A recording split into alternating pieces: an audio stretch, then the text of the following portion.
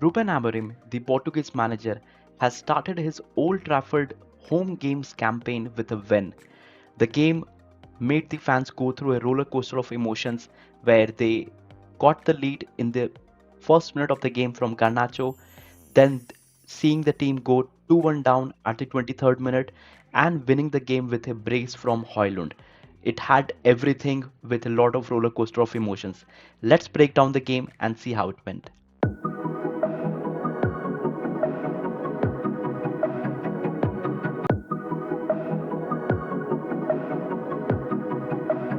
One of the best things that could have happened for Amorim is that he has the full squad now. We saw a lot of players returning from injury and starting in this game. Starting from Malaysia, Mount, and we had players like Anthony who started the game after a long while. So in terms of the game, he started with his typical 3-4-3 formation with Garnacho, Højlund and Mount starting up front, Martinez, Dillet and Mazraoui starting in the defense at the three at the back, and Malaysia and Anthony holding the width and playing as a wing back. The Old Trafford Stadium was addressed by the iconic Sir Alex Ferguson in the stands. He was there to watch the home game for Manchester United where they took on Bodo Glimt. And I think I'm really happy that he saw the new manager and he would have seen the style. And as much as I felt that it was exciting, I hope that he liked it too.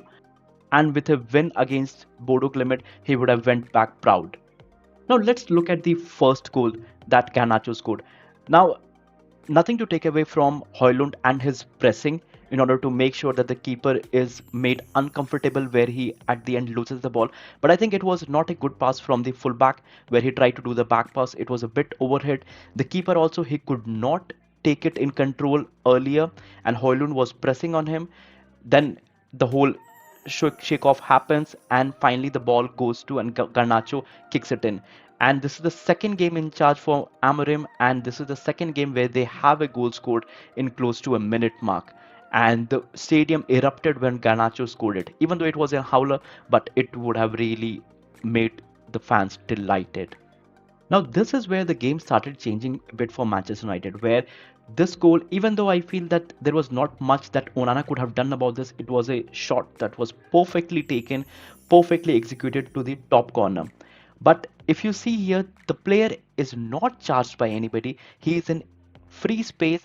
All the other players, you have 3-4 players around the penalty box, but nobody is charging him. There is finally Bruno coming in from behind, trying to make a charge or trying to at least disrupt the play before he takes the shot. But he is a bit late in that, and the shot goes up flying in the top corner. And this is where Bodo Glimt make the score 1-1.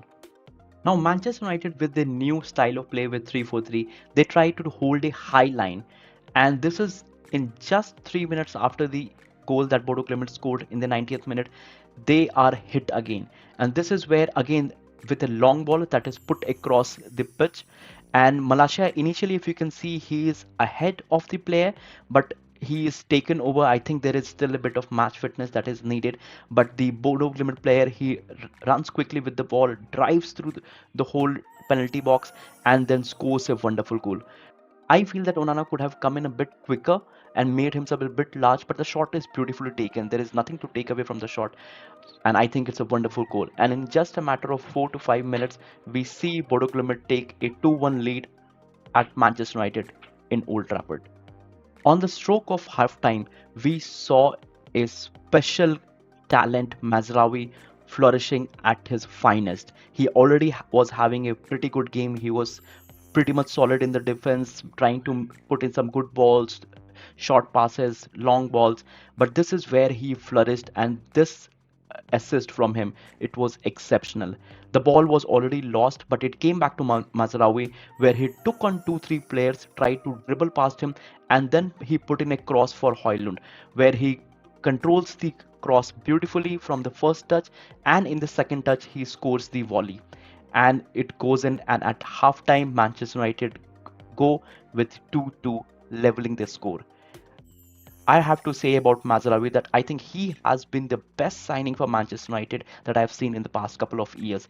There have been signings who have been named entertaining or very exciting, but for me, this has been maybe one of the cheapest with only 12 million. but he has been the most standout signing and at least I have to say the most outperforming or performing signing for Manchester United. This was the reaction of Rúben Amorim when Højlund leveled the score for Manchester United just before halftime, and everybody was escalated where they were really happy to see finally United scoring a beautiful goal and pressing for the whole of the first half. And in just the starting of the second half, close to 50-55th minute mark, we see another beautiful play from Manchester United, where even though the ball is crossed from Ugarte and Højlund makes a beautiful run where he taps in for the goal, but there is one bit of key player who is missed in all this through. So Ugarte plays the ball forward, and this is flipped by Mount. When Mount flips the ball, it passes through all the player, which it again comes back to Ugarte, where he has the chance to lay in the ball for Højlund, and Højlund takes it beautifully, giving them the lead at the 54th minute. Now, this was one of the incidents that went viral over social media yesterday, where Onana makes a howler. He comes outside the box and he tries to control the box, but he's somehow in the whole mix of things. He falls down and his hand touches the ball.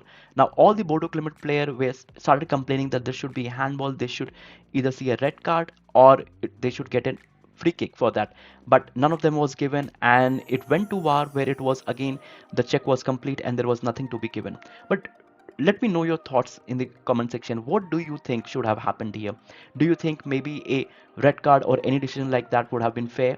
For me, I think Onana was not trying to hand the ball, but he just fell down and his hand touched it. So I think it would have been really harsh if anything were like that would have been given. But do let me know your thoughts in the comment section. These days, you can never be sure of what decision goes in one way and the same decision you see the other day going in another way. So, but let me know your thoughts. Now, there were a couple of chances that I really wanted to talk about. Now, if you see here in the first pitch on the right side, you see Ahmad dribbled past a couple of players and he is in acres of space. Garnacho making sure that he signals to the player to give him the ball by raising his hand. The ball comes to him with acres of space and he puts his shot wide or he blasts it over the crossbar. Now, for me, he had ample of time to think and take it.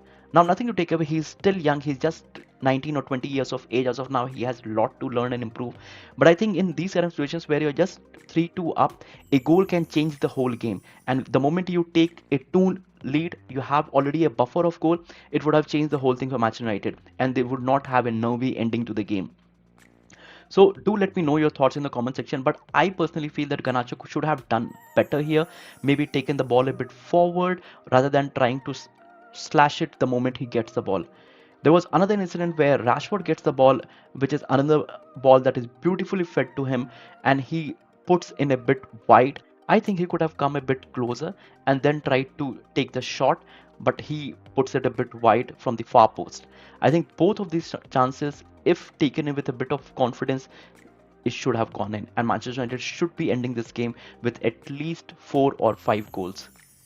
Now, Højlund was given man of the match, but for me, the man of the match should have gone to Mazraoui. He was exceptional when it came to defending, when it came to pressing for the player, when it came to providing long balls, when it came to providing short passes, composure on the ball, and his assist. He really took down 3-4 Bodo Glimt players before he put in that beautiful cross where he could find Højlund between two of their defenders. I think he is a standout performer, and it's just because he doesn't have a goal or something to show for it, he didn't get it. But for me, he was the man of the match. But do let me know your thoughts in the comment section. Who is the man of the match for you? According to the SofaScore rating, player of the match went to Højlund for his impressive performance and a brace.